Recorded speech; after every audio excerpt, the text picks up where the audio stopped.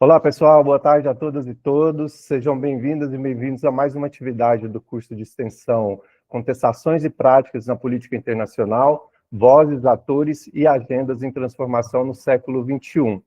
Esse curso é realizado em parceria com a Revista Brasileira de Política Internacional. Eu sou Wilton Dias, pós-doutorando do Instituto de Relações Internacionais da Universidade de Brasília, e tenho o prazer de conduzir a moderação da palestra de hoje, que recebe como convidadas a professora Patrícia Nabuco Martuccelli e as pesquisadoras Giovana Paiva e Camila Pereira.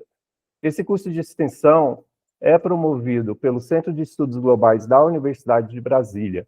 O Centro de Estudos Globais é um laboratório acadêmico voltado à produção e difusão de conhecimento sobre as diversas áreas que permeiam as relações internacionais. O centro atua com projetos de pesquisa, atividades de extensão, formação e cooperação institucional, mobilizando estudantes de graduação e pós-graduação, e estabelecendo parcerias com instituições nacionais e internacionais em torno de 3 eixos principais: governança e antropoceno, poderes globais e desenvolvimento global.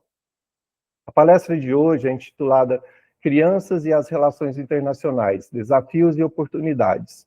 As nossas convidadas discutirão a presença e o papel da infância nas relações internacionais, com foco na produção acadêmica brasileira sobre o tema. O estudo, desenvolvido pelo Grupo de Estudos sobre Infâncias e Relações Internacionais, o GEIRI, mapeou repositórios de universidades brasileiras para examinar como a infância tem sido tratada em teses e dissertações da área. A palestra propõe 2 contribuições principais. A primeira é ontológica, ao posicionar a infância como um tema central das relações internacionais e uma lente alternativa para analisar a política global. E a segunda contribuição é metodológica, ao destacar as contribuições de pesquisadores brasileiros, sobretudo nas áreas de segurança internacional e direitos humanos. Um pouco sobre as nossas convidadas. A Patrícia Nabuco Martuccelli é professora de Relações Internacionais na Universidade de Sheffield. Giovana Paiva é pesquisadora no Grupo de Estudos de Defesa e Segurança Internacional, e a Camila Pereira é pesquisadora e cofundadora do GEIRI. Passo, então, a palavra para nossas convidadas agora, que terão cerca de 40 minutos para fazer a apresentação. Logo após, teremos uma sessão de perguntas que a nossa audiência já pode enviar aqui no chat do nosso canal no YouTube. Então, muito obrigado pela disponibilidade de todos vocês estarem aqui com a gente hoje. Muito obrigado, passo a palavra para vocês. Então, boa tarde, né? É sempre um grande prazer, agradeço o convite, né, do Centro de Estudos Globais da Universidade de Brasília e da Revista Brasileira de Política Internacional, para a gente ter essa conversa, esse momento que é muito importante. Fico sempre muito feliz em voltar para a UNB, ainda que de maneira virtual, já que a UNB é a minha alma mater. Eu fiz minha graduação e o meu mestrado no IREL. Então, muito feliz de estar aqui. Camila e Giovana, vocês querem se apresentarem, dizer alguma coisa? Pode ir primeiro, Giovana, se quiser. Só boa tarde, geral. É um prazer falar desse tema que é tão importante para a gente. E muito legal reencontrar a Patrícia e a Camila. Boa tarde, pessoal. Também queria agradecer ao convite, queria também agradecer a todos que estão nos assistindo agora. E é um prazer vir ao UNB, é a primeira vez, mesmo que virtualmente, que eu estou participando de algum evento na universidade. Também fico muito feliz de reencontrar as meninas nessa ocasião com esse tema que é tão importante para a gente. Então, a ideia é que eu preparei alguns slides para situar a nossa fala, mas a gente vai fazer mais uma conversa entre nós 3, como a gente já tinha planejado. Então, a nossa fala hoje é sobre crianças e as relações internacionais, desafios e oportunidades no campo, e ela é baseada no artigo que nós 3, juntamente com a Bruna, também a outra cofundadora do Grupo de Estudos em Infância e Relações Internacionais do GEIRI, que talvez consiga entrar, mas que por questões além da sua vontade, ela não pôde estar aqui com a gente, que tem o título How Does IR Study Children a Brazilian Perspective from the Field, que é baseado nessa discussão, um relatório que o grupo de estudos do QG ele publicou em 2022, e que eu e Giovana fizemos o pós-fácil e as reflexões sobre o estudo. Então, como o Wilton comentou, o nosso estudo, ele faz tanto contribuições ontológicas para o campo, quanto contribuições metodológicas por causa do estudo, da inovação metodológica feita, né? Então, em termos de contribuições ontológicas, eu acho que tem 3 contribuições ontológicas que são bem importantes. Então, a primeira é fazer mesmo um mapeamento dessa agenda que a gente está chamando de crianças e relações internacionais, para incultar crianças, infâncias e relações internacionais no nível internacional, e como ela vem se consolidando, se desenvolvendo nos últimos 20 anos, especialmente. Depois, um papel de fazer uma discussão sobre a consolidação do campo das relações internacionais via programas de relações internacionais no nosso país. E aí, como que essa agenda de crianças e relações internacionais vem se consolidando no campo. E aí, contribuir para a discussão sobre Global IR, em que o professor Acharya coloca muito claramente de que a gente precisa pensar as relações internacionais, pensar teorias de relações internacionais que vão além do Ocidente, do Norte global, de vozes, principalmente Estados Unidos, Europa, Reino Unido, trazendo uma perspectiva brasileira, valorizando uma produção do conhecimento em relações internacionais, no nosso caso específico, em crianças nas relações internacionais, a partir de uma visão brasileira, a partir de uma visão do Sul global. E a nossa contribuição metodológica, que dialoga, obviamente, com essas contribuições metodológicas, é, de fato, fazer essa análise de como teses de conclusão de curso de graduação, dissertações de mestrados e teses de doutorado têm abordado esse tema das crianças e relações internacionais. Então, para além de fazer uma análise da consolidação desse campo no Brasil, que leva em consideração apenas a produção acadêmica em revistas científicas indexadas, revisadas pelos pares, e também em apresentações em conferências, como a Associação Brasileira de Relações Internacionais, a gente também faz esse mapeamento, né, no artigo, que também há um aumento no número de trabalhos sendo apresentado nos encontros bianuais da Associação Brasileira de Relações Internacionais, seminários de relações internacionais organizados pela ABRE.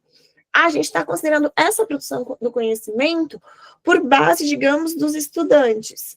Sejam esses estudantes de graduação, estudantes de mestrado, estudantes de doutorado, que vão virar doutores. Então, essa valorização da produção do conhecimento, considerando, né, essa definição da disciplina para além das publicações científicas, mas utilizando esses materiais.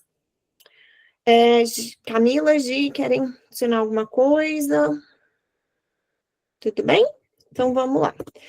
Então, como é que a gente estruturou essa fala? Primeiro, discutir um pouquinho o que é criança, de uma maneira bem simples, a agenda, né, Crianças e Relações Internacionais faz isso de uma maneira muito sofisticada, problematizando, né, esse conceito, dialogando muito com os chamados estudos da infância.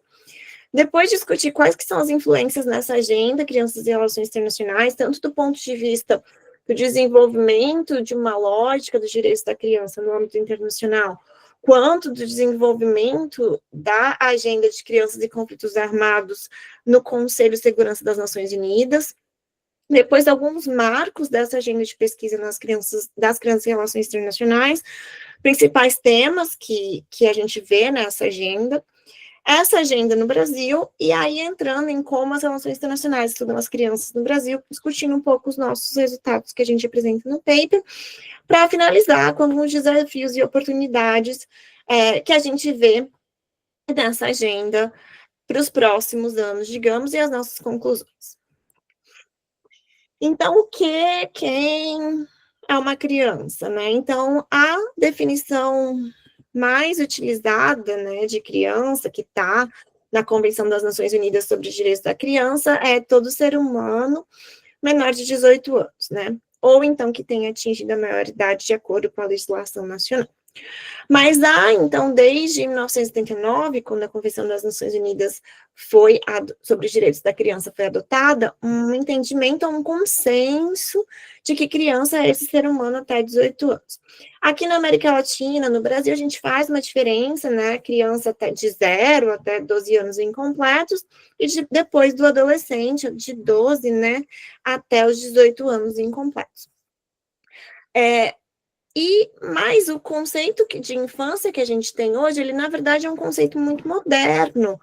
Até muito pouco tempo, né, não havia uma diferenciação da criança, do adulto, que também tem a ver com o fato de que a expectativa de vida era muito menor, então o tempo de vida humano, essa experiência humana era muito menor. Então esse conceito de infância que a gente tem moderno como uma fase de desenvolvimento, de proteção, de vulnerabilidade inerente, ele é um conceito extremamente moderno que vem se desenvolvendo mais, especialmente depois da Primeira Guerra Mundial, com as discussões sobre os direitos da criança, muito também motivadas pelo movimento Save the Children.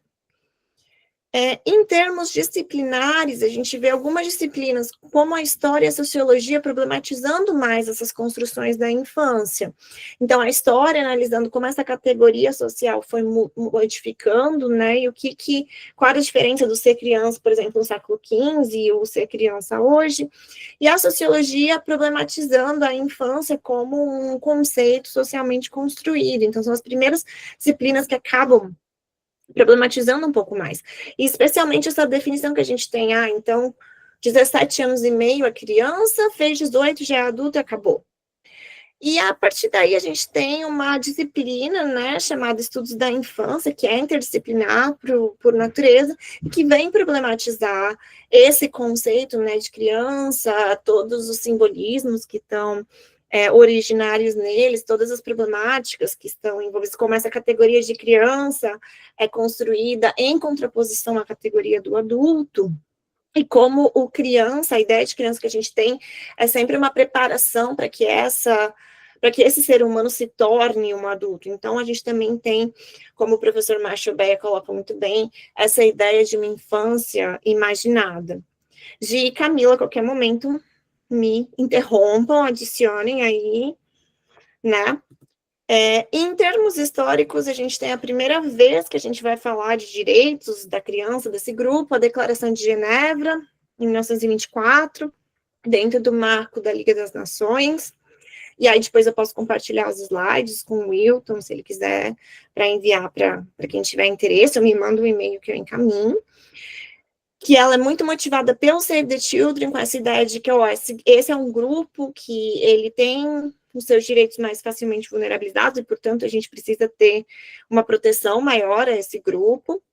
Aí, essa Declaração de Genebra, ela, no âmbito da Liga das Nações, ela vai se consolidar em 1959, na Declaração dos Direitos das Crianças, né, que vai ser adotada no âmbito das Nações Unidas, em 1959, e a gente tem apenas em 1989 a consolidação dessa ideia de que as crianças são um grupo de seres humanos que têm certos direitos, que têm que ser protegidos e garantidos pelo Estado, com a Convenção das Nações Unidas sobre os Direitos da Criança, que traz, digamos, em modo geral, 3 tipos de direitos, chamados direitos de provisão, direitos de proteção e direitos de participação da criança, no artigo 12, que são os mais, assim, complicados de serem garantidos. A Convenção ela também consolida 2 princípios fundamentais, o princípio da não discriminação, no artigo 2, e o princípio do interesse superior da criança, que o Comitê das Nações Unidas sobre os Direitos da Criança vai definir esse princípio do interesse superior da criança como um direito da criança, então a criança tem um direito a ter o seu interesse garantido e priorizado frente a outros interesses, inclusive do próprio Estado. Ele é um princípio, então, sempre que o Estado estiver interpretando, estiver fazendo qualquer procedimento relacionado com crianças, incluindo questões migratórias, por exemplo, o interesse superior da criança deve ser analisado, identificado e garantido frente a outros interesses, inclusive do próprio Estado, e ela é um procedimento uma regra de procedimento. Então, qualquer procedimento, processo envolvendo crianças, tem que ter um procedimento claro para identificar qual que é o interesse da criança e para que esse interesse seja priorizado. Interessante que a Convenção das Nações Unidas sobre os Direitos da Criança é o tratado de direitos humanos mais ratificado pelos membros das Nações Unidas, apenas os Estados Unidos não ratificou. E, além da convenção, que foi adotada em 1979, que sedimenta, né, esse entendimento da criança como sujeito de direitos, ela tem 3 protocolos. Então, primeiro, que foi adotado em 2000, relativo ao envolvimento de crianças em conflitos armados. O segundo, relativo à venda de criança, prostituição infantil e pornografia infantil. E o último, adotado mais recentemente, sobre os procedimentos de comunicação frente ao Comitê das Nações Unidas sobre os Direitos da Criança, que é esse órgão que verifica se os estados estão cumprindo a convenção. E esse protocolo, ele cria um procedimento que permite que as próprias crianças ou seus representantes possam apresentar, né, queixas ao comitê quando o Estado não esteja cumprindo os direitos da criança que estão lá. Gi, Camila, querem falar alguma coisa? Então, teve essa importante consolidação desse entendimento no direito internacional da criança como um sujeito de direitos, mas também no âmbito da segurança, na agenda da segurança, a gente tem o tema das crianças aparecendo no Conselho de Segurança das Nações Unidas, principalmente dentro do que é conhecido hoje da Agenda Crianças e Conflitos Armados. Então, como que isso acontece? Nos anos 90, a gente tem uma série de conflitos armados em que diferentes grupos passam a recrutar e utilizar crianças, tanto exércitos nacionais quanto grupos armados. E essa prática começa a ganhar muita atenção da mídia. Então, por exemplo, o conflito armado da Serra Leoa, da Libéria, se torna um conflito visualmente cheio de crianças. Então, o então secretário-geral das Nações Unidas convida a Graça Marchel a escrever um relatório sobre qual é o impacto dos conflitos armados das crianças. E ela publica esse relatório, né, que ficou conhecido como Marshall Report, relatório Marshall, em 1996, e apresenta frente à Assembleia Geral das Nações Unidas, em que mostra diferentes impactos dos conflitos armados nas crianças, tais como o recrutamento, abuso sexual, violência sexual, ataques a escolas, mutilação de crianças. Então, a partir daí, o secretário-geral da ONU resolve criar esse cargo de representante especial do secretário-geral sobre crianças e conflitos armados em 1997, cujo objetivo é realmente observar a situação das crianças nos conflitos armados, apresentar, né, tanto para a Assembleia Geral quanto para o Conselho de Segurança das Nações Unidas, o que está acontecendo, quais são os direitos da criança que estão sendo violados, como que tanto grupos armados, né, forças armadas oficiais do Estado, como grupos não armados, né, grupos armados não estatais, têm violados esses direitos, né, e dentro dessa agenda, em 1997, é adotado os princípios da Cidade do Cabo, que é o primeiro documento a definir o que a gente chamava na época de crianças soldados, né? Então, apresenta uma definição.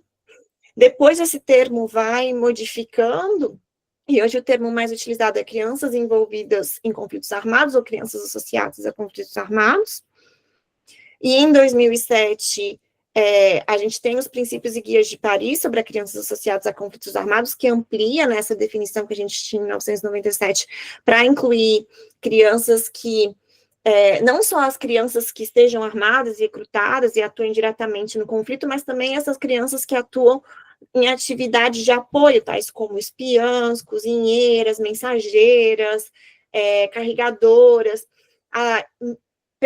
pessoas que são usadas para questões sexuais também, então acaba entrando o tema das meninas soldados mais fortemente em 2007. Essa agenda ela entra no Conselho de Segurança, em 1999, esse tema das crianças e conflitos armados. Então, o que significa isso? Que a ONU está reconhecendo, o Conselho de Segurança está reconhecendo que esse tema de crianças e conflitos armados é uma ameaça tão grande à segurança e à paz internacional que merece essa atenção do Conselho. E, a partir daí, o Conselho de Segurança recebe esses relatórios anuais do representante especial, em que há um mapeamento de onde que esses direitos das crianças estão sendo violados nos conflitos armados e por quem. E eles também adotam resoluções sobre casos específicos, situações específicas que estejam, né, na agenda do Conselho para verificar como esse tema das crianças e conflitos armados está acontecendo. E dentro dessa agenda, a gente tem, né, em 2005, a Resolução 1612, que é um marco, porque ela cria um mecanismo de monitoramento das partes no conflito, para ver como que elas estão cometendo 6 graves violações dos direitos da criança em conflitos armados. E ela cria esse mecanismo de naming e shaming das partes. Então, essa é a nomeação de quais são as partes que estão violando esses direitos das crianças. E aí, as 6 graves violações da Agenda Crianças e Conflitos Armados que são monitoradas dentro desse mecanismo, né, do Conselho de Segurança assassinato e mutilação de crianças, recrutamento e uso de crianças, violência sexual contra as crianças, abdução das crianças, ataques a escolas e hospitais e negação, né, do acesso humanitário das crianças, do acesso à ajuda humanitária. A gente sabe que diferentes conflitos e situações humanitárias atuais, a gente vê todas essas violações e não recebem a devida atenção, mas isso são os 500. Camila, Gi, quer adicionar alguma coisa? Okay. Então, toda essa movimentação internacional e esse tema das crianças ganhando essa atenção dentro do campo do direito internacional, da ONU, na lógica de direitos das crianças, tanto no campo do Conselho de Segurança das Nações Unidas, aliados a movimentos que estavam acontecendo nas próprias relações internacionais, como a queda do paradigma do Estado como único ator, o surgimento de novos atores, teorias críticas das relações internacionais, a própria teoria feminista, né, que reconhece o papel das mulheres e vem trazer essa visualização do indivíduo como um ator das relações internacionais, e na própria área da segurança, um afastamento dessa ideia da segurança como apenas segurança do Estado, e estudos que apontam para a segurança do indivíduo, principalmente a segurança humana. Então, essas movimentações também, no campo teórico das relações internacionais, somada a essas movimentações acontecendo nas próprias relações internacionais com letra minúscula, que a gente falou antigamente, criaram, né, esse espaço para que a agenda de crianças e relações internacionais surgissem, já, né, se embasando nos estudos da infância, que já estavam acontecendo, nas discussões da história da infância, da sociologia da infância e da antropologia da infância. Então, a partir daí, a gente tem, né, uma agenda se desenvolvendo nas relações internacionais que vai problematizar a criança, né, que é esse conceito de criança que a gente tem no internacional, como que a criança é construída pelo internacional e constrói o internacional, e como a criança é um agente desse internacional, e como que olhar para essa categoria, para esse grupo, muda o nosso entendimento sobre como a gente vê as teorias das relações internacionais, o Estado, uma série de conceitos. Então, a gente tem como 2 marcos dessa agenda a publicação do artigo Children in International Relations, a New Site of Knowledge, pela professora Alison M.S. Watson, em 2006, na Review of International Studies, e no mesmo ano, a publicação do livro Who is Afraid of Children? Children, Conflict and International Relations, também em 2006, pela professora Helen Blockhurst, que vão dar esses 2 pontapés iniciais e começar a problematizar o tema das crianças na disciplina de relações internacionais, na economia política e também na segurança, trazendo, né, discussões sobre o uso das crianças em conflitos armados, discussão de crianças para a gente pensar nacionalismo, e uma série de questões. E a partir daí começam a surgir diferentes estudos, né, que relacionam esse tema de criança, relações internacionais, segurança e relações internacionais. A gente tem o número especial da revista Critical Studies on Security, que é um número inteiro sobre Children, Childhoods and Security Studies, que é publicado em 2015, também como um importante marco. E nos últimos 5 anos a gente tem livros, assim, mais sendo publicados com diferentes autores, né, co-organizados, editados por importantes nomes da área e que trazem diferentes atores que vêm trazendo diferentes problemáticas dentro dessa agenda. Então, em 2020, o professor Marshall Bayer organizou o livro Discovering Childhood in International Relations, e em 2023, o professor Marshall Bayer, justamente com a professora Helen Behrens, organizaram o livro Children, Childhoods and Global Politics, que organizam um pouco essa literatura, trazem em conjunto diferentes pesquisadores, pensando esse tema de crianças nas relações internacionais, crianças na segurança internacional, a partir de diferentes perspectivas, de diferentes disciplinas e de diferentes partes do mundo, que isso é um importante avanço também. Quais que são os principais temas e o que essa agenda, né, dialoga? Então, de modo geral, são estudos interdisciplinares que reconhecem as crianças como agentes das relações internacionais e, a partir daí, propõem questões tanto metodológicas como ontológicas para a disciplina, para a gente repensar o que seria o próprio internacional. E, a partir daí, a gente vê uma série de temas emergindo, tais como construções de diferentes infâncias e os impactos dessas construções na política global, infâncias imaginadas, crianças envolvidas em conflitos armados, crianças nascidas de violência sexual da guerra, militarização das infâncias, crianças como os construtores da paz, o papel das ONGs e o direito das crianças, por exemplo, crianças e questões climáticas, crianças em mecanismo de justiça de transição, crianças migrantes refugiadas, trabalho infantil e crianças trabalhadoras, pornografia, prostituição infantil, meninas nas relações internacionais, trazendo também essa dimensão de gênero, que é muito importante, humanitarianismos e direitos das crianças, imagens de crianças em relações internacionais e como essas imagens são utilizadas, tais como a imagem do menino Aylan Kurdi, que faleceu na praia na Turquia, crianças indígenas, crianças queers, então uma série de temas que eu coloquei só alguns aqui para a gente pensar.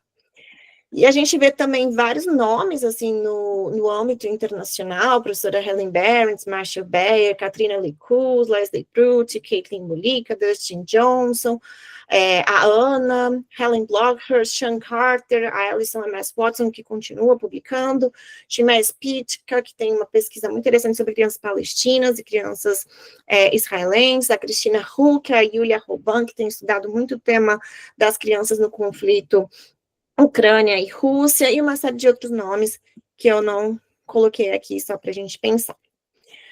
E como é que a gente vê essa agenda das crianças nas RIs no Brasil, né? Então, a gente faz no nosso artigo um apanhado de como que as relações internacionais surgiram no Brasil. Então, a gente tem o primeiro curso de Relações Internacionais em 1974, na Universidade de Brasília, depois surgindo o primeiro doutorado.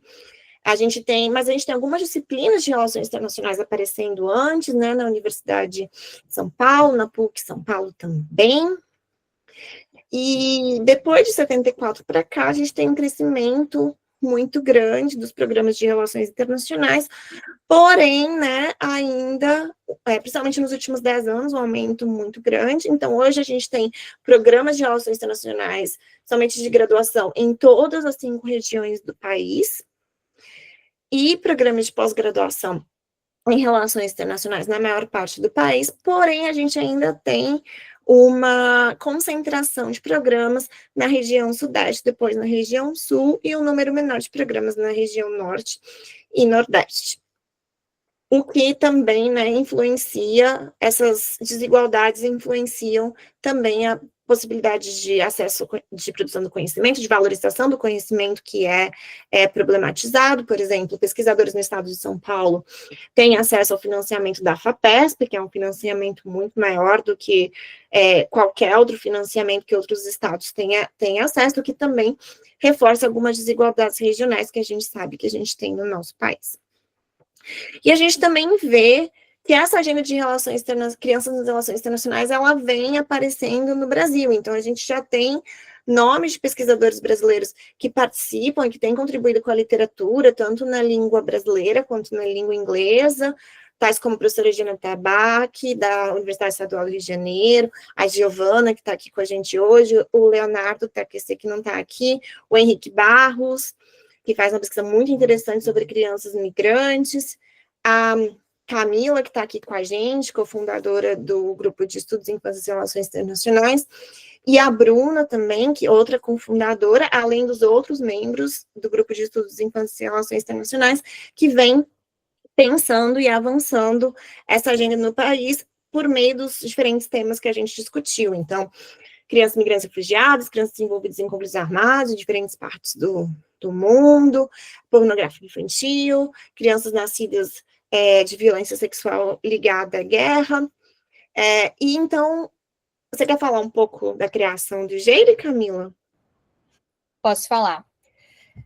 O GEIRE, ele nasceu em 2021, que era o meu segundo ano de mestrado e da Bruna também. A gente se conheceu durante o mestrado em Relações Internacionais na PUC-Rio. E aí eu já pesquisava o tema de infância desde a graduação. A Bruna acabou conhecendo o tema de infância no mestrado, conversando comigo, se interessou e começou a pesquisar. E aí a gente viu que era uma época que muita gente, até porque era uma época de pandemia, 2020, 2021, que muita gente estava criando grupo de estudos. E estavam querendo criar um grupo de estudos sobre gênero lá na PUC-Rio. A gente pensou, e foi um grupo que tinha bastante gente que estava interessada nele na época. E a gente pensou, por que a gente não vai criar um grupo sobre infância e relações internacionais? Só que só tinha gente, então se fosse só na PUC, seria uma dupla, não chegaria nem a ser um grupo propriamente dito. Então a gente teve a ideia de expandir esse grupo, a gente pensou, vamos criar um Instagram, vamos começar a procurar pessoas e ver se tem mais alguém interessado. Então a gente mandou e-mail para todos os programas de graduação e pós-graduação do Brasil, falando que a gente tinha criado esse grupo, e quem teria interesse em participar para preencher o formulário, e a gente ia começar a organizar a partir dessas respostas. E assim, a gente ficou muito surpresa porque teve uma adesão muito grande desde o começo, lá em 2021. A gente teve mais de 100 respostas, pelo que eu lembro na época, e aí a gente começou a estruturar. Então, a gente tinha reuniões semanais. No começo, a gente dividiu entre graduação e pós-graduação, depois a gente acabou misturando todo mundo, e a gente começou a fazer muito por temas, temas, uma introdução ao tema de infância e relações internacionais, depois desses grandes grupos, entre muitas aspas, de criança soldado, crianças migrantes, crianças em conflitos armados de modo geral, e a gente foi tratando dessas temáticas e chegando nessas discussões, até que o grupo foi ganhando robustez o suficiente para a gente conseguir alçar voos mais altos. Aí teve a ideia do relatório, que eu vou falar um pouquinho mais lá na frente, quando a gente estiver falando dos resultados, de como é que a gente decidiu criar esse relatório, como é que a gente chegou nesse relatório que deu origem a esse artigo. E aí, quando a gente fez o relatório, lançou, deu super certo. Com esse relatório, a gente fez o primeiro simpósio em relações internacionais voltado para a área de infância, que também teve uma adesão muito boa. E aí a gente decidiu ir um pouquinho mais além e a gente resolveu escrever um livro que, ao mesmo tempo, é um guia, um manual, uma introdução ao tema de infância e relações internacionais. Então, alguns membros do GEIRE, eles escreveram um capítulo que tinha a ver com o seu tema de pesquisa. No meu caso, era crianças nascidas de estupro em contexto de guerra, a Bruna falava sobre juventude, outra pessoa falava sobre criança em conflito armado, no caso a Giovana, outras pessoas falavam sobre crianças migrantes, enfim. Então, a gente conseguiu criar esse livro, esse manual, que a gente lançou ano passado, e desse manual a gente também começou a fazer mini cursos com os autores de cada capítulo, para também poder publicizar esse tema para quem tivesse interesse. E assim como o lançamento do livro teve bastante adesão, muita gente gostou dessa iniciativa, os minicursos também tiveram uma adesão muito boa. A nossa ideia com o minicurso era pegar aquele capítulo do autor e que ele pudesse expandir, ter uma discussão maior e tivesse um momento também das pessoas poderem perguntar, tirar suas dúvidas, curiosidades, quais são Porque a ideia do livro era meio que ser um guia de como você começar a entrar naquele tema. Então, quem tem interesse em crianças migrantes, por exemplo, vai pegar o capítulo do Henrique e vai ver como é que esse tema é construído, os principais debates, os principais autores, e vai lá também nas referências e vai conseguir pesquisar. Uma coisa que a gente fala muito aqui, que também está no artigo, é que a maioria da produção é em inglês, infelizmente, porque está muito concentrada principalmente no norte global. Então, o livro também veio nessa tentativa de traduzir para o português, de tornar mais acessível, considerando que a desigualdade social no Brasil, educacional, é muito grande. Então, dar acesso àquelas pessoas que eventualmente não falam outro idioma, não falam inglês, conseguirem, pelo menos, serem introduzidas a esses debates. Então, o livro vem com essa ideia de ser acessível, de ser uma produção de alunos pós-graduandos, que têm mestrado, doutorado, para também alunos que estão chegando na graduação para descobrir esse tema, porque, em muitos casos, esse tema nem é falado. Assim, eu dei muita sorte de ter tido uma matéria sobre isso, porque a Joana Tabac era minha professora na PUC-Rio na época. Mas, se não fosse isso, eu dificilmente teria uma disciplina mesmo de infância e relações internacionais. Então, era uma maneira também de suprir uma lacuna que ainda existe nas universidades de modo geral, e o GEIRE também vem, de certa forma, para ser um espaço de produção desse conhecimento, de também suprir um pouco dessa lacuna, assim, esse momento de todo mundo que pesquisa esse tema poder se conectar, se encontrar e conversar um pouco e trocar ideias sobre esse assunto, se atualizar sobre a literatura, sobre os debates que estão acontecendo. Então, é uma maneira, de certa forma, da gente conseguir construir, colocar esse campo em destaque no Brasil também. Porque outra coisa, um ponto que a gente traz, né, no nosso artigo também é, ainda que esse tema venha ganhando mais atenção, tanto, né, em publicações internacionais como no país, ele ainda não é um tema, digamos, mainstream ou tradicional das relações internacionais, que é ensinado nos cursos de teoria das relações internacionais no país e lá fora. Apesar de que a gente faz esse mapeamento no nosso artigo, que a gente tem um número maior de papers sendo apresentados na conferência da International Studies Association e, no caso do Brasil, na Associação Brasileira de Relações Internacionais, especialmente se a gente fizer essa análise nos últimos 10 anos, a gente ainda não tem essa agenda muito estruturada, a gente não tem um GT da ABRE sobre crianças e relações internacionais, a gente não tem um working group na International Studies Association, ou aqui na British International Studies Association, sobre esse tema de crianças e infâncias nas relações internacionais. Então, o GEIRE, eles têm uma importância muito grande de ser esse espaço de conexão aqui no país, e aberto para pessoas que queiram conectar da graduação e da pós-graduação em diferentes instituições no país, e que está fazendo esse trabalho muito importante de avançar essa agenda, de compartilhar esse material através de diferentes atividades, simpósio, relatório, manual, minicurso, evento, está compartilhando coisa no Instagram. Então, essa instituição o GEIRE, ele funciona quase como uma institucionalização da agenda que a gente ainda não tem, né, que é um dos desafios muito grandes que a gente coloca no artigo também. Vamos entrar agora mais no artigo, gente, porque a gente só tem 5 minutos. Então, como que as relações internacionais estudam crianças no Brasil? Você quer falar um pouquinho mais, Camila, sobre o artigo, sobre o relatório? Tá, eu vou contar como é que a gente teve essa ideia de construir o relatório lá em 2021. A gente teve essa ideia porque eu estava lendo um relatório do meu antigo trabalho, que não tem nada a ver com isso, mas era uma ideia que eles tinham de fazer textos mais pontuais, reunindo dados que eles tinham. Então, eu olhei aquilo e pensei que seria interessante a gente replicar essa ideia para o GEIRE, levando em consideração o nosso objeto de estudo. E aí, eu e Bruna, a gente conversou, a gente foi refinando, e a gente chegou na ideia de fazer esse relatório, onde a gente mapeava os trabalhos de infância nas relações internacionais. Então, a gente teve alguns critérios para fazer isso. Primeiro, a gente decidiu dividir entre as 5 regiões do Brasil, porque a gente achou que seria mais fácil, é uma divisão que já está dada, então seria melhor da gente fazer, ao invés de fazer por estado, ficaria muito extenso, não teria sentido. Pelas 5 regiões do Brasil seria o melhor. E aí a gente chamou alguns membros do GEIRE, alguns membros que são mais ativos, e a gente dividiu eles entre cada uma das 5 regiões. E aí cada um deles começou a pesquisar em repositórios esses trabalhos. E a gente escolheu pesquisar exclusivamente trabalhos de conclusão de curso, dissertação de mestrado e tese de doutorado, justamente pelo que a Patrícia falou, porque são trabalhos mais extensos. Se a gente fosse olhar para revistas, a gente teria outras produções, mas a gente queria olhar o trabalho extenso, aquele que a pessoa teve que se debruçar por um longo período de tempo para fazer o trabalho. E outro critério que a gente teve foi ser só em programas de relações internacionais, então a gente excluiu trabalhos da ciência política para manter esse filtro que a gente queria de olhar só para as RI. O que as RI estão estudando no Brasil quando a gente fala de infância, especificamente. Então, foram esses alguns dos critérios que a gente chegou quando a gente decidiu fazer o relatório. Então, assim, tem as limitações do estudo, que é óbvio, nem todos os repositórios são abertos, principalmente quando a gente fala de trabalho de graduação. São muito poucos as universidades que têm repositórios abertos para consulta.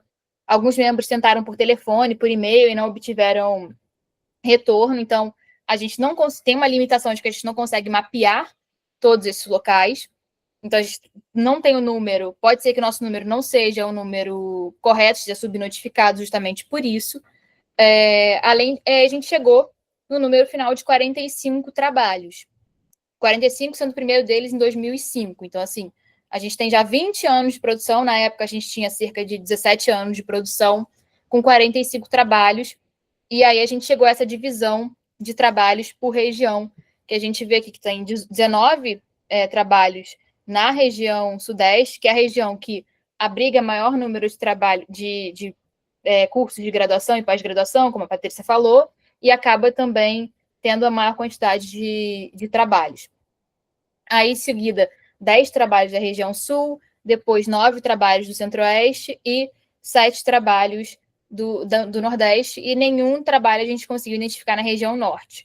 Os que tinham eram todos falando sobre gênero, então a criança entrava ali como um elemento secundário, e aí, como era um dos nossos critérios, a criança, o tema da infância, ser o tema protagonista, central daquela análise, a gente não considerou esses trabalhos para a nossa análise final. Então, esses foram os critérios que fez com que a gente chegasse a esse universo de trabalhos. E aí a gente leu todos os resumos dos trabalhos, leu os títulos, e a gente chegou à divisão de temas. Eu não sei se tem aqui no slide a divisão. Ah, tá aqui embaixo. A gente chegou à divisão desses 5 temas: segurança internacional, direitos humanos, desenvolvimento, teoria de RI e outros.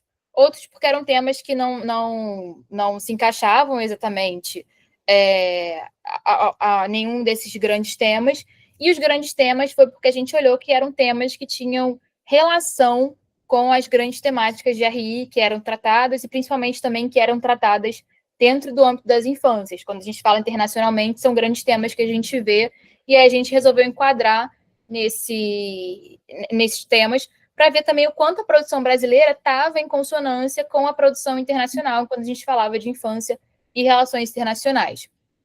E aí, como a Patrícia mostra, a gente tem aqui o gráfico com a evolução temporal desde o primeiro trabalho, que foi o que a gente viu lá em 2005, até o último trabalho que a gente viu em 2022. Então, a gente percebe que a gente tem um crescimento que é muito grande, tem um pico ali entre 2016 e 2017, mas ainda assim a gente tem um crescimento, que a gente vê que vem crescendo esse trabalho nos últimos anos que a gente foi vendo, e assim, à medida que as pessoas do GERI também vão se formando, a gente tem o artigo para em 2022, mas a gente tem registros de quem fazia parte do GERI e defendeu seus trabalhos, então a gente sabe que 2023 para frente, essa linha também, ela subiu ao longo desses anos. Então, a gente vê como é que teve uma evolução muito grande nesses anos, lá de 2005 até agora, como é que a produção em relações internacionais ela foi crescendo, e a gente fala um pouquinho sobre esse movimento.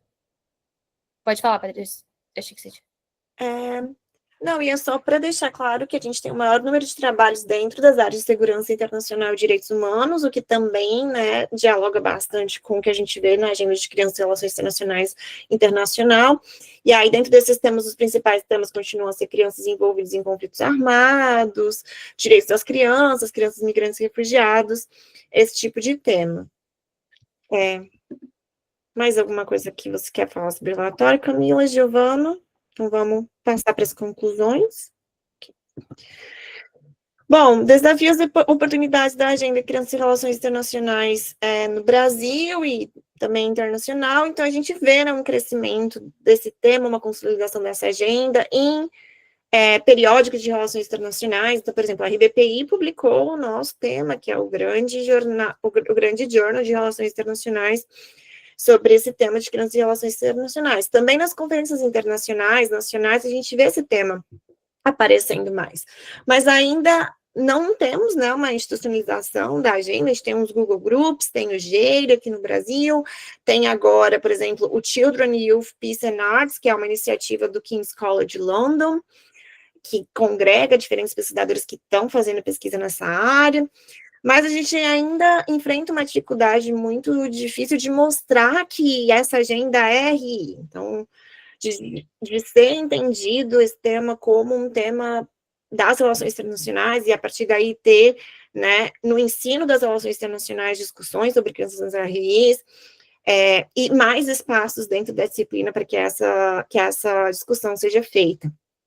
A gente também tem algumas dificuldades metodológicas para conseguir ouvir e entender a criança nas relações internacionais. As nossas metodologias de relações internacionais e ciências políticas não são metodologias amigas da infância, ou sensíveis a questões da infância, child-friendly, o que coloca uma série de discussões sobre o uso de novas metodologias. Então, eu tenho trabalhado muito o uso de desenhos de crianças nos meus estudos, e aí isso envolve toda uma discussão metodológica, e mostrar metodologicamente como que a gente pode utilizar esses desenhos em uma metodologia de ciência política e relações internacionais, que também demanda novos desafios, a gente entender esses métodos criativos e visuais e aceitá-los como métodos das relações internacionais também.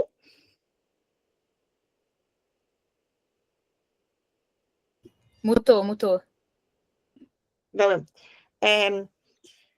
É importante entender, né, a criança como agente de direitos, um sujeito político, né, que é um ator das relações internacionais, e isso demanda necessidade de novos abordagens interdisciplinares na nossa disciplina, o reconhecimento de novas metodologias, e a gente precisa valorizar a pesquisa em relações internacionais que está sendo produzida para além do norte global, também no sul global, a pesquisa sendo produzida no Brasil, não só por pesquisadores, professores, mas também por alunos, e isso o nosso artigo faz. E a gente vê o crescimento dessa agenda no Brasil, no exterior, que dialoga muito também, porém a gente ainda tem um foco maior em temas de segurança e relações internacionais.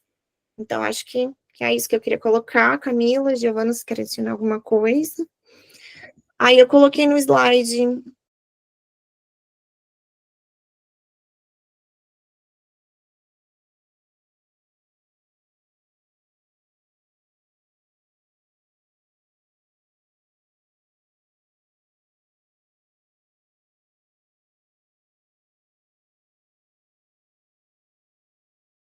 Isso.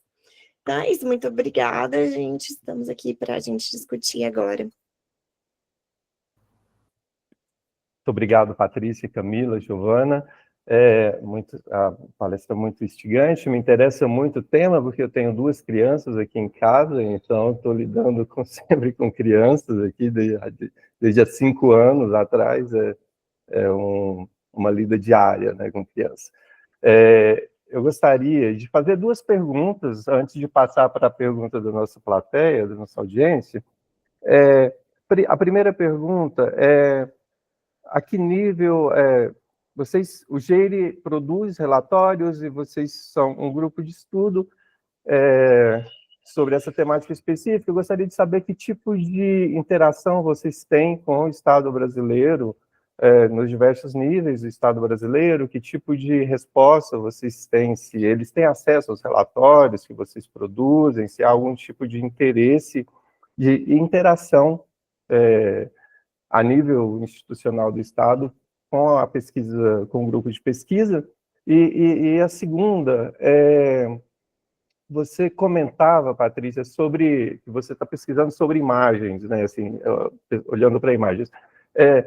Eu já tive pesquisando alguma coisa sobre imagem nas relações internacionais em outro âmbito, eu estava olhando para capas de disco, assim, né? E em um dos trabalhos eu via que, fazendo análise de imagem, o artigo muito interessante, eu não me lembro o nome dos autores agora, mas eles diziam que crianças e mulheres, nas relações internacionais, quando se fala de imagem, geralmente elas aparecem através de uma representação de contextos negativos, vamos colocar, guerras e outros tipos de situações que envolvem o sofrimento, muito porque isso causa muito apelo, né? Isso geralmente desperta algum tipo de sensibilidade nas pessoas.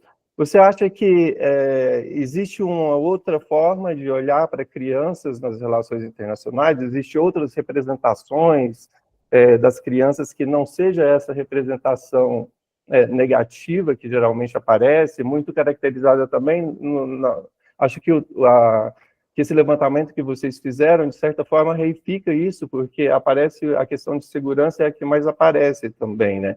Eu não sei se há uma relação, mas gostaria que você, se fosse possível, falasse um pouco sobre isso, sobre o que você pensa. Você quer responder a primeira sobre o Geire, Camila? Uhum.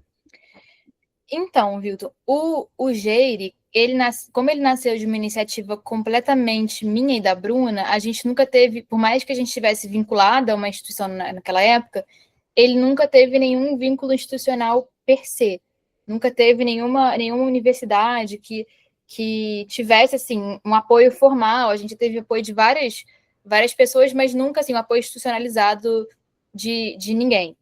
E quando a gente lança esses relatórios, esses artigos, enfim, essa produção que a gente lança no Instagram, enfim, LinkedIn, nas nossas redes, então fica muito público. A gente nunca chegou a ser procurado por ninguém especificamente fora do universo acadêmico. A gente sabe que tem pessoas que vêm de diversos locais que acompanham os nossos trabalhos, que acompanham nossos cursos, mas, assim, a maior parte da nossa audiência vem da universidade ainda. Então, a gente nunca teve... É isso, os trabalhos estão abertos à disposição, mas a gente nunca a gente nunca chegou ainda a um contato institucional, seja com o governo municipal, com o governo estadual, ou até governo federal, ou algum órgão, Unicef, Ministério dos Direitos Humanos. A gente nunca chegou a ter nenhum contato com nenhum desses órgãos, ninguém chegou a procurar a gente ainda a ver alguma questão da nossa produção, mas, de novo, nossa produção ela é aberta, já tiveram várias iniciativas acadêmicas, assim, a Patrícia foi a primeira a nos procurar, inclusive, para impulsionar também esse debate, mas a gente teve gente já procurando a gente no Rio Grande do Sul, a gente teve professores em outros locais também, na Federal de Berlândia também, que já procuraram a gente para poder tratar desse tema de modo mais amplo, mas, de novo, acaba ficando mais restrito também à academia. Sobre a questão das imagens das crianças é bem interessante, né, Wilton? Porque a gente até discute no nosso artigo o trabalho, né, da Cynthia Ewing, que ela fala que as mulheres e crianças são essas categorias das vítimas perfeitas, tanto que elas aparecem nos relatórios da ONU com uma coisa só, Women and Children, uma coisa só. E até durante muito tempo, a teoria feminista ela quis se afastar de discussões que envolvessem a infância para evitar essa relação dessa criança, né, e dessa mulher, digamos, como as super vítimas, ou as vítimas perfeitas. E a questão das imagens, elas são muito fortes porque elas reforçam isso. Por exemplo, a Helen Barnes, ela tem 2 artigos, um que ela fala sobre o poder das crianças mortas, das imagens de crianças mortas nas relações internacionais e como que elas são mobilizadas, e um outro sobre o poder das crianças sofredoras e como que elas são mobilizadas no discurso internacional e também por organizações internacionais. Aí tem uma outra autora, a Dubinsky, que ela tem um artigo muito interessante que ela vai discutir a iconografia de imagens de crianças e bebês usadas pelas ONGs. Então, como que essas imagens, elas têm um discurso muito forte de mobilização internacional em termos de doadores. Então, essa representação da criança como essa vítima perfeita, ou essa vulnerabilidade perfeita, ela é muito utilizada no discurso internacional e ela vem sendo problematizada pela agenda das crianças e relações internacionais. Mas, ao mesmo tempo, essa agenda ela vai trazer esse outro contraponto de como a gente pode reconhecer as crianças como atores ativos das relações internacionais, agentes de segurança, e quais são as implicações da gente fazer esse reconhecimento para a nossa disciplina, para como a gente pensa o Estado, para como a gente pensa a relação entre os Estados e outros atores das relações internacionais, para como a gente pensa conceitos chaves nas relações internacionais. Então, por exemplo, eu estou envolvida numa pesquisa agora com o Henrique, que é a partir dos desenhos das próprias crianças, então não são fotos de crianças, são desenhos que elas próprias fizeram, a gente está problematizando o conceito de refúgio, o conceito internacional de refúgio, como que essas crianças percebem o conceito de refúgio e como que analisar esses desenhos pode trazer discussões críticas e para a gente repensar esse conceito, que é um conceito internacionalmente acordado e aceito, e por aí vai. Então, a agenda de relações de crianças, infâncias e relações internacionais, que eu chamo de crianças e relações internacionais para encurtar, que são várias crianças que são discutidas, várias infâncias que são discutidas nessa agenda, ela vem exatamente problematizar essas imagens que a gente tem mainstream de crianças e como elas são utilizadas, como elas dialogam com a ideia de uma criança ideal, de uma infância ideal, e aí entra diversas questões de idade, de raça, de gênero, de classe, de casta, religião e por aí vai, até como a gente desconstruir essas ideias levam a gente a reconhecer uma agência que existe, mas que não é reconhecida na disciplina muitas vezes. Muito legal, obrigado, Patrícia e Camila. Temos agora algumas perguntas dos alunos que nos assistem lá no auditório do IREL. Vocês preferem responder uma a uma? Posso fazer de duas em duas? Serão mais ou menos umas 6 perguntas. Acho que pode ser de duas em duas, o que você acha? Duas. Ótimo. Então tá, vai lá. A primeira é: a forte concentração de estudos em crianças e relações internacionais na região sudeste é atribuída à maior presença de programas de RI nessa área? Vocês já comentaram um pouco sobre isso, mas quais estratégias concretas podem reduzir as assimetrias regionais e incorporar realidades de infâncias pouco representadas na produção de relações internacionais brasileiras sobre as crianças? E a segunda pergunta é: introduzir relações internacionais de forma estruturada na escola básica pode gerar efeitos cívicos e institucionais de longo prazo no país?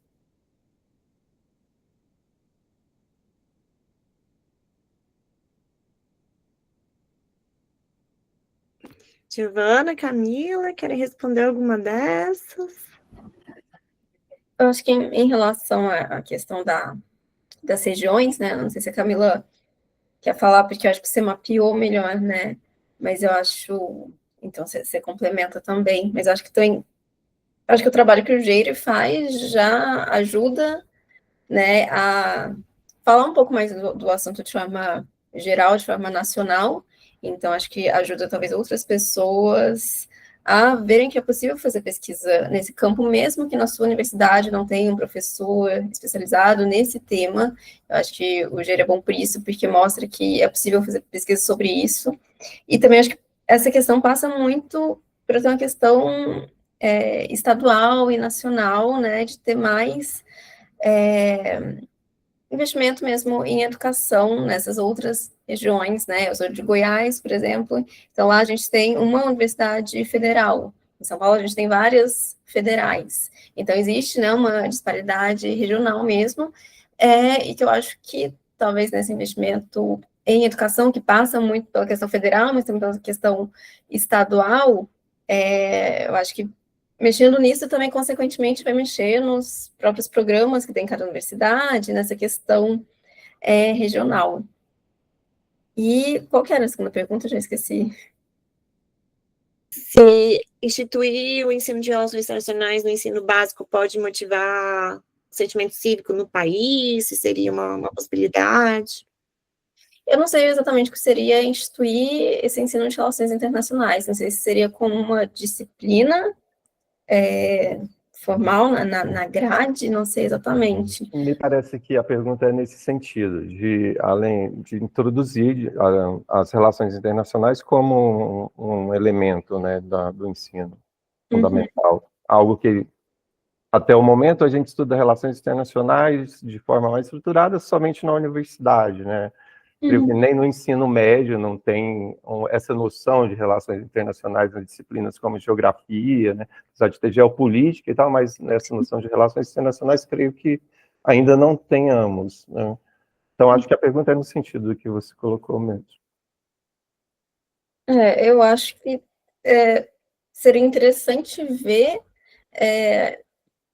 seria interessante também entenderem como esse ambiente internacional influencia no nacional e vice-versa, porque eu acho que é muito elitizado nessa questão de relações internacionais.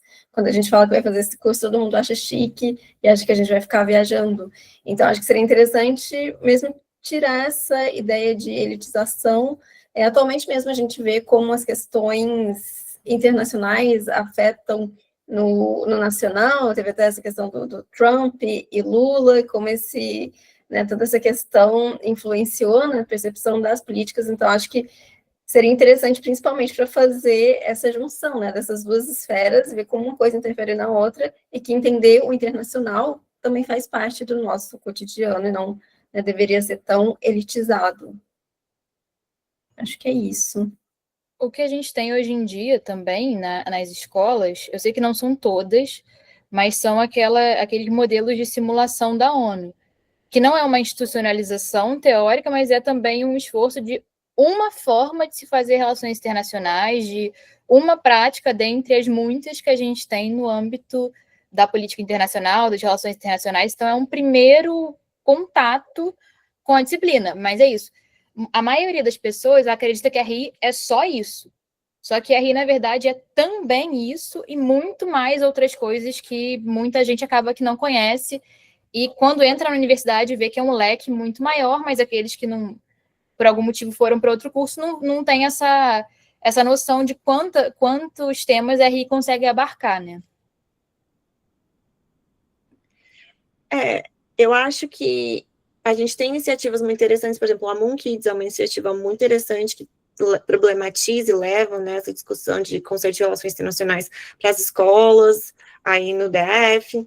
O pessoal do IPOL tem o Política nas Escolas, que também problematiza, né, traz conceitos políticos nas escolas. A minha única questão, se a gente fosse institucionalizar uma disciplina de relações internacionais, por exemplo, no ensino médio, o que seriam essas relações internacionais, né? Porque a gente também tem que problematizar isso. Quantas pessoas, por exemplo, discutem teoria das crianças em relações internacionais, a virada visual nas relações internacionais, nos seus programas de relações internacionais hoje também? Já tem uns estudos que mostram que a grande maior parte dos cursos abordam só as teorias tradicionais, e olhe lá. Então, também tem... Então, qual relações internacionais a gente tá falando aqui? Eu acho que é importante. E isso dialoga exatamente na discussão de por que a gente tem mais estudos sobre crianças e relações internacionais que a gente achou no nosso artigo no Sudeste. Então, a gente pode trazer o caso de que, de fato, tem mais programas, então tem mais de tudo no Sudeste, de todos os temas, incluindo crianças e relações internacionais. Porém, a gente também tem, no caso da Camila, é interessante, que tem no Sudeste uma professora que estuda esse tema, então ela vai trazer esse tema na oferta dela. Então, por exemplo, eu estudo crianças em relações internacionais. Nas minhas disciplinas, a gente discute crianças. Eu não tenho uma disciplina inteira de crianças em relações internacionais, porque o meu programa aqui na Universidade de Sheffield não me foi dado espaço. Mas na minha disciplina de migração em relações internacionais, a gente tem uma aula inteira que a gente está discutindo crianças migrantes. A aula toda, o que é criança, o que não é, que a criança é comprada, por aí vai. Então, você também ter um professor que está aberto a esse tema, a essa discussão, é muito importante. Eu lembro que eu entrei nesse tema quando eu estava na graduação, eu fiz Teoria das Relações Internacionais, eu achei o artigo da Ellie Watson, de 2006, eu li, e o meu professor de Relações Internacionais, na época, me incentivou muito a continuar nessa área. Até depois, eu virei monitora da disciplina, me deu a chance de discutir, né, esse artigo com os alunos da monitoria e tal. Então, Eu tive acabei tendo acesso quase meio que por sorte a esse artigo, e eu tive essa abertura do meu professor na época para continuar estudando isso. E aí, como que a gente trabalha para lidar com essas desigualdades? Tem uma questão sistêmica, né, questão de financiamentos e por aí vai, mas também eu acho que agora teve uma coisa boa que a pandemia nos permitiu a ter conversas como essa. Então, a RBPI, os Centros Globais estarem dando esse espaço para a gente ter essa discussão hoje, dentro de um curso de especialização como esse, é algo muito importante. Eu, por exemplo, estou sempre aberta para dar parecer para a revista brasileira sobre temas de criança, eu sempre sou chamada, participar de banca, sempre participo também, dar minicurso, já dei minicurso sobre crianças migrantes na PUC-Rio, na Federal de Goiás, agora eu passei 3 meses na Estadual do Paraíba, em que eu dei uma palestra sobre temas de crianças e relações internacionais, minicurso sobre crianças migrantes e refugiados. Então, acho que usar a tecnologia, se conectar, utilizar também o GEIRI como uma plataforma de conexão, não resolve, obviamente, todas as questões das desigualdades, mas tenta minimizar, que eu acho. Perfeito, muito obrigado pelas respostas. Vamos para mais 2 perguntas. Além de seguir tendências internacionais, que elementos das pesquisas brasileiras sobre crianças e RI são originais e acrescentam um olhar próprio à agenda global de relações internacionais? E a segunda quais barreiras teóricas, metodológicas e institucionais ainda desestimulam pesquisas sobre crianças em outras áreas das RI, como, por exemplo, economia política internacional, cooperação para o desenvolvimento e política externa? E como seria possível superar essas barreiras?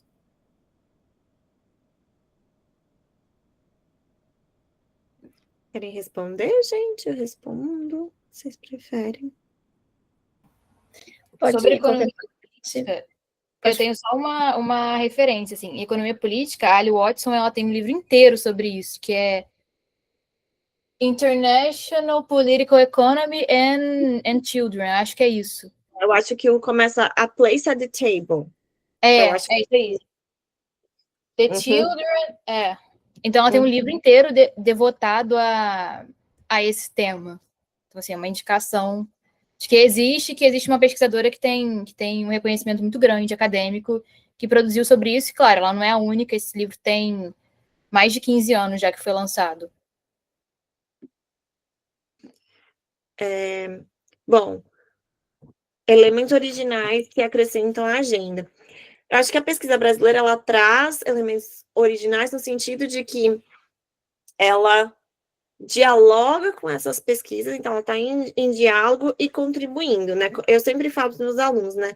A contribuição científica, a gente pensa que é inventar a roda, mas na verdade ela é um grãozinho de arroz que vai botando em cima do outro, então as pesquisas brasileiras vêm colocando um grãozinho. Eu vejo, por exemplo, a minha agenda, enquanto que a maior parte do estudo sobre crianças em conflitos armados eram focados em casos africanos, a minha pesquisa focava no caso colombiano. A gente tem pesquisadores que têm estudado a questão de crianças de rua, crianças envolvidas no tráfico, no conflito armado, no país, a partir dessa agenda. A gente tem também discussões muito interessantes sobre o direito da educação que estão acontecendo no nosso país. A gente tem Paulo Freire, que é reconhecido como um mestre da pedagogia brasileiro, e a teoria do Paulo Freire, ela vem muito também do nosso jeito brasileiro de ver o mundo. Então, essa visão brasileira de ver as crianças nas relações internacionais, ainda que estudando talvez os mesmos casos, ela traz um entendimento diferente. E também tem um outro fato, o tema, por exemplo, das crianças indígenas também no nosso país, que é que a gente é treinado nos nossos programas de relações internacionais a fazer pesquisa de excelência com 0 de financiamento. E isso é uma coisa, quando você vem para fora, você percebe que não é o jeito que o resto do mundo treina os seus alunos, os seus mestrados, os seus doutorandos, os seus pós-doutorandos. Então, essa nossa capacidade, que a gente fala de jeitinho, a nossa flexibilidade, a nossa capacidade de trabalhar em conjunto, ela é muito forte. Até porque, se a gente pensar, aí já entrando na discussão das barreiras, em primeiro lugar, a primeira barreira é que a maior parte da literatura está em inglês, como colocou a Camila. E que se você quiser ser lida internacionalmente, você tem que publicar em inglês, mas o inglês não é a nossa língua mãe, nós nunca vamos falar como nativos, anglófonos nativos, porque, bom, tem que nascer de novo, eu já respondi isso numa revisão que eu recebi, de um peer review, essa pessoa não escreve como um anglófono nativo. Aí eu respondi para o editor, olha, para resolver essa aí eu tenho que nascer de novo, que essa vez não tá certo, talvez na próxima. Então, tem uma barreira da língua, tem a barreira dos recursos, a gente tem bem menos recursos para pesquisa, e dependendo do programa em que você está mais central no Sul-Sudeste, você vai ter mais acesso a recursos do que outros. Tem o fato de que crianças não são percebidas como um tema tradicional das relações internacionais, especialmente se você está dentro de um paradigma, de um programa que ainda vê o Estado como o único ator.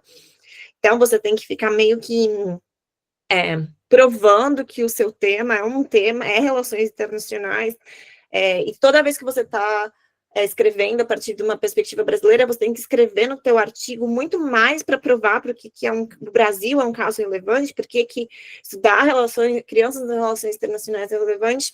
Eu estava trabalhando numa revisão de um artigo que a gente mandou para publicação como parte de um special issue, e a gente parte do pressuposto das crianças são atores das relações internacionais e coloca, né, toda a literatura que eu coloquei aqui para vocês.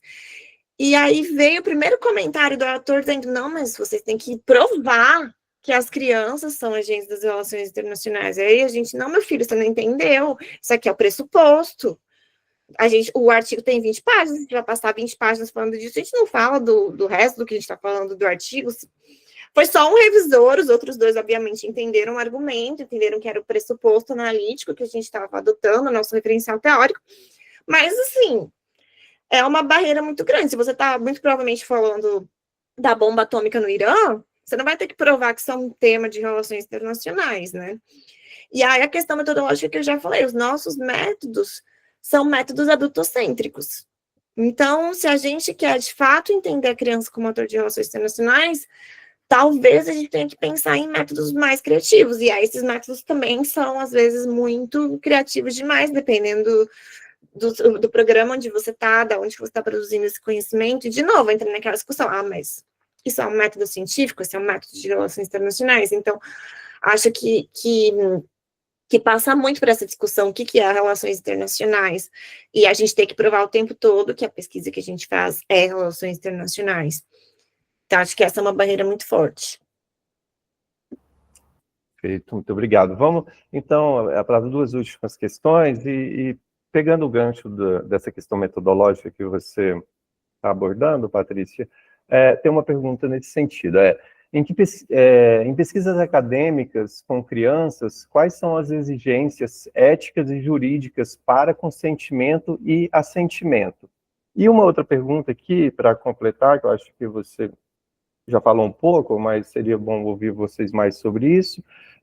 Quais são os principais desafios para manter e ampliar iniciativas inseridas nesse debate, assim como o Grupo GEIRE, aqui no Brasil?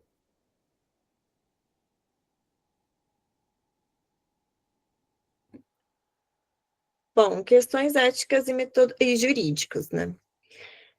De novo, a gente não tem um treinamento ético para a gente ir lá e entrevistar crianças, engajar com crianças, especialmente os temas que a gente está tratando, temas de segurança, temas de direitos humanos, temas de migração, você tem um risco muito grande de você retraumatizar, né, essa criança. Então, a questão ética, ela é muito forte, ela não deve ser tratada de modo leviano. O que tem que fazer ainda mais a gente ser criativo. Então, por exemplo, nessa pesquisa que eu estava discutindo, que a gente está analisando os desenhos das crianças, a gente está analisando desenhos de crianças de um repositório já existente. Então, não é que eu estou chegando lá em crianças sem nenhum treinamento em psicologia infantil e fazendo essa pesquisa, eu estou analisando arquivos que já existem desses desenhos. E essa pesquisa passou por um comitê de ética, aqui da Universidade de Sheffield, que aprovou a pesquisa. Os desenhos são todos anônimos, então não tem como, né? Eu não estou retraumatizando essa criança, esses desenhos já foram dados, né, os consentimentos para fazer parte desse arquivo, e aí quem tem, né, os donos do arquivo autorizaram a gente a fazer pesquisa. Então, acho que uma forma importante... Então, essas questões éticas são muito importantes, o que reforça, principalmente você está fazendo a coleta de dados direta, você tem uma equipe interdisciplinar, então você tem na tua equipe um profissional em psicologia infantil, um profissional em pedagogia, um profissional em antropologia, e por aí vai. A gente fala muito de pesquisa interdisciplinar, mas a gente ainda fica muito nas nossas caixinhas. E a pesquisa, e o que eu tenho observado nessa pesquisa de relações internacionais é que a gente não tem como fazer essa pesquisa se não for de uma maneira interdisciplinar. Então, a questão ética é fundamental. A gente também tem que discutir muito a questão nos comitês de éticas no Brasil, eles não estão preparados também para uma pesquisa nas ciências sociais, eles estão muito voltados a uma lógica da pesquisa nas biológicas, nas exatas, o que também dificulta muito a gente engajar com os comitês de éticas, então a gente também precisa ter um avanço dos próprios comitês de éticas para entenderem melhor o que a pesquisa nas ciências sociais está fazendo, quais são, de fato, as questões éticas que estão sendo impostas. E aí, mas também a gente pensar como acessar essa agência das crianças, da voz das crianças, de uma maneira criativa. Então, de novo, coloca-se como um desafio. O meu entendimento, eu acho que só o Geire, que eu saiba, que tem uma discussão maior sobre infâncias nas relações internacionais. Eu não tenho conhecimento de outro grupo no Brasil que está avançando dessa... Teve a matéria, né, da Jana, não sei se ela ainda está oferecendo, ela deu na PUC, uma época acho que ela estava na Estadual do Rio, não sei se ela deu também na graduação na pós, se ela deu nos dois, mas também é a única matéria 100% voltada para o tema das crianças no país que eu tenha conhecimento. Mas, de novo, eu estou trabalhando fora do Brasil já tem mais de 5 anos, então... Eu não sei se vocês sabem, gente. O que eu sei, a Jana ofertou essa disciplina de infâncias em 2018 para a graduação. Eu acho que foi em 2018, 2019 que ela ofereceu uma eletiva parecida para o mestrado também da PUC, e aí logo depois ela foi para a UERJ. E pelo que, assim, ela continua a pesquisa, ela tem iniciação científica na área com alguns bolsistas, eu conheço alguns deles, mas eu não sei se ela chega a dar uma disciplina na UERJ voltada exclusivamente para a infância. Óbvio que infância é um tema que perpassa as aulas dela, mas eu não sei se hoje em dia tem uma disciplina exclusiva para isso. E de iniciativas, seja discente, seja docente, na área de infância, eu também só conheço, no Brasil, hoje eu só conheço o Geire, dessas iniciativas. O que tem é um grupo, eu estou me esquecendo agora qual é a universidade, eu sei que é no sul do país, mas ele é de antropologia. O nome do grupo é Idades. Eles, inclusive, lançaram um artigo onde eles mencionam, o Geire nos mencionam, mas é um grupo de antropologia, não é de relações internacionais, mas é um grupo de antropologia que tem um diálogo muito legal com a gente do Geire também. Eles participam de algumas iniciativas nossas, mas DRI mesmo é só a gente. E voltando na pergunta sobre a questão da ética, foi assim, assino embaixo tudo que a Patrícia falou. No meu caso, eu pesquiso crianças nascidas de estupro em contexto de guerra. Então, assim, é um tema que já é sensível per se, e você entrevistar uma criança dessa, você vai levar a chance de retraumatização muito maior pela natureza da existência, do nascimento daquela criança. Então, não só eu, mas muitos pesquisadores na área hoje em dia, a gente já tem muita informação sobre isso disponível. A gente tem informação de entrevistas de autores que vieram muito antes da gente, a gente tem documentários, tem desenhos que essas crianças fizeram. Como muitas delas já são adultas hoje em dia, a gente tem depoimento na ONU, tem associações voltadas para isso, então a gente tem uma riqueza de documental muito grande, que é a partir dela que a gente faz a maioria das nossas pesquisas. E aquelas que são adultas, por mais que sejam adultos hoje em dia, tem a questão da retraumatização. Então, também é ter esse cuidado de saber que não é uma criança, mas é um indivíduo que passou por um trauma muito grande desde o seu nascimento. Então, sempre recorrer a isso. Então, eu sempre recorri muito a documentários, a esses depoimentos, a pesquisas antigas, tem muito depoimento escrito, esses desenhos também. Então, essa criatividade, ela se faz necessária, inclusive, para você ter um cuidado com esse outro que é o seu objeto de estudo. Porque não tem como você tocar nesse assunto sem ser um assunto traumático. Então, se a pessoa for falar por vontade própria, é outra história, mas tem que ter muito cuidado para isso, foi o que a Patrícia falou. A gente ainda não tem, a gente ainda está muito aquém quando a gente fala de comitê de ética aqui no Brasil e os desafios que a gente tem para conseguir fazer pesquisa com grupos sensíveis também. Perfeito, muito obrigado, Camila e Patrícia. Bem, nós temos mais perguntas aqui, mas infelizmente não podemos passar todas para você. Posso passar posteriormente para vocês por escrita, mas temos um limite, né, nesses encontros online, começa a ficar muito extenso, o pessoal começa a perder muita atenção, então acho melhor a gente parar por aqui. Queria agradecer muito a vocês, Patrícia, Camila, Giovana, pela disponibilidade de estarem aqui discutindo esse tema tão interessante com a gente hoje. Agradecer a nossa audiência lá no IHEL e dizer que essa palestra vai ficar gravada aqui no canal do Centro de Estudos Globais, e posteriormente poderá ser reassistida, e devolvo a palavra para vocês, para que possam fazer as suas considerações finais e se despedir da nossa audiência. Obrigado. Agradecer novamente, né, o Wilton pela moderação, o Centro de Estudos Globais, a Revista Brasileira de Política Internacional pelo convite para a gente ter essa conversa, e para qualquer um que esteja assistindo, que tenha interesse no tema, por favor, pode entrar em contato comigo, pelo meu e-mail, só colocar o meu nome na internet que você acha o meu e-mail da universidade, se precisar também de alguma referência, ou quiser até mesmo os slides, me mande por e-mail, que teria o maior prazer em passar e engajar em outras conversas sobre esse tema, sempre muito rico. Prazer muito grande poder ter essa conversa também com a Giovana e com a Camila, dos pesquisadores, colegas que eu admiro muito, que foi uma felicidade muito grande poder escrever esse artigo que foi escrito em oito mãos, conjuntamente. Espero que tenhamos outras colaborações no futuro. Muito obrigada.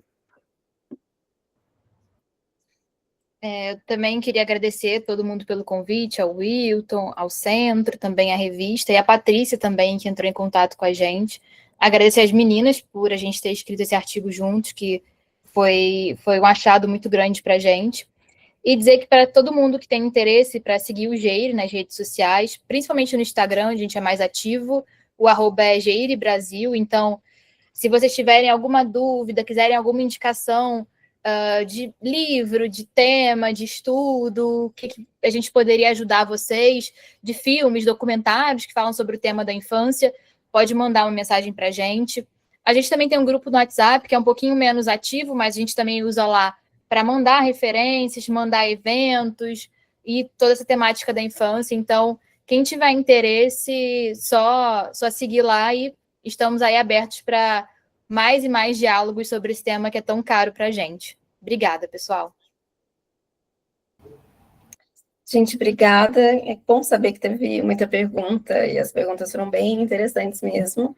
Então, também ficou à disposição, quem quiser conversar mais, desabafar sobre essas dificuldades, né, de se encaixar aí nesses estudos, encaixar dentro das universidades, das áreas, esses dilemas aí éticos com entrevistas e tudo isso.